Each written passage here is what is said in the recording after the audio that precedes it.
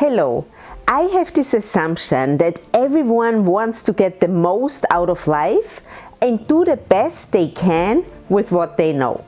However, I have observed that there are three categories of people.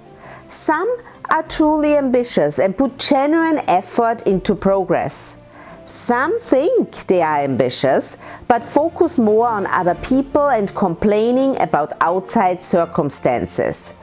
And the ones in the last category do their best, but truly feel lost.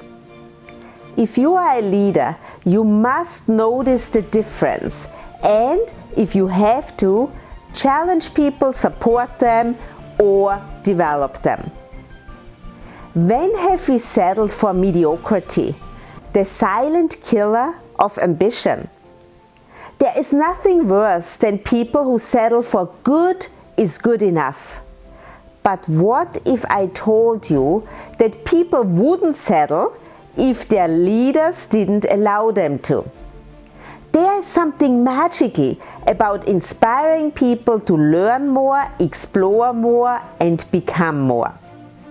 If you want to succeed as a leader, do not label people and do not give them the feeling that they are inferior. Today, I want to encourage you to answer the following three questions.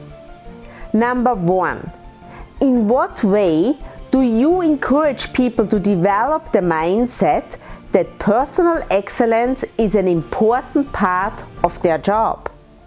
Number two, are you striving to secure the right answers, or are you mindful of asking better questions? Number three, how do you think the bottom line is impacted when your employees are negative, frustrated, and stressed? If you inspire people to fully engage their brain power, you will be surprised by what's possible. This was my thought for today, and I will see you next week again. Until then, be happy, be healthy, and be at your best.